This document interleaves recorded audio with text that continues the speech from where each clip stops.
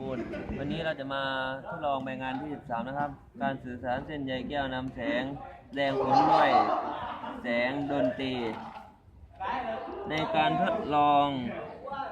นี้คล้ายแตกต่างกันไปเพียงแต่ละส่วนแสดงผลเปลี่ยนจาก LED มาเป็นเสียงดนตรีแสดงผลทางหูฟังเมื่อเรากดสวิตช์ S1 นี่ครับสวิตช์ S1 จะทำให้ LED ที่จะส่งเปล่งแสงออกมาตามสัญญาณใยแก้วโฟโต้นะครับที่เรารับแล้วแปลงสัญญาณแสงที่ได้รับแรงดันไฟฟ้าโดยการเปลี่ยนแปลงค่าความต้านทานของตัวต้านทานที่ทำให้แรงดันที่ตกค่อมตัวต้านทาน R2 สูงขึ้นไป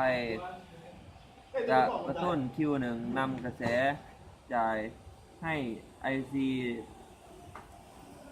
การกำเนิดเสียงส่งไปให้ทรานซิสเตอร์ Q2 นะครับ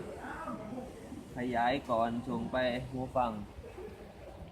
เมื่อเราปล่อยสวิตช์ S1 กดแล้วก็ปล่อยนะครับที่ภาคส่งทำให้แสงผ่านทำให้โฟโต้ที่จากตัวต้านทานและแสงตกค่อมแสดงผลตกค่อมจึงไม่กำเนิดเสียงดนตรีออกจากหูฟังครับเรียนไปขอบคุณฮะ